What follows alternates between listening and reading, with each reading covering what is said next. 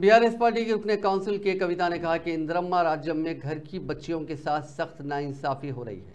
Media से बात करते हुए उन्होंने रोस्टर पॉइंट्स की मनसूखी से लड़कियों को शदीद नुकसान की बात कही और कहा कि रोस्टर पॉइंट्स के बगैर हॉरिजॉन्टल तहफ़्फ़ुज़ात नुकसानदा है। उन्होंने कहा कि तेलंगाना में लड़कियों की नौकरी का कोई तहफ़्फ़ुज़ नहीं है।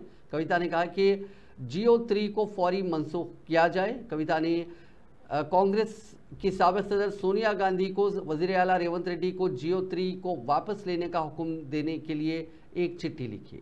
सोनिया गांधी గారికి కూడా నేను ఒక ఉత్తరం రాస్తా ఉన్నాను।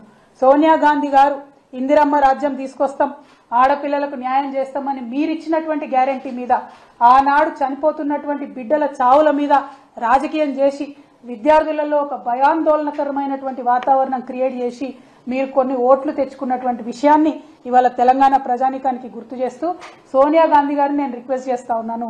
ఈ రాజస్థాన్ విషయంలో సుప్రీం కోర్టు ఇచ్చినటువంటి తీర్పు మరి దేశవ్యాప్తంగా కూడా మహిళల యొక్క హక్కులకు భంగం కలిగించే విధంగా ఉన్నది। అయినప్పటికీ కొన్ని రాష్ట్రాలు బీహార్ ఒప్పుకోలే, సెపరేట్ జీవో ఇచ్చిరు, మేము పాత పద్ధతి ఫాలో అవుతామని చెప్పారు। కర్ణాటక ఒప్పుకోలే, సెపరేట్ జీవో ఇచ్చిరు, పాత పద్ధతి ఫాలో అవుతామని చెప్పారు।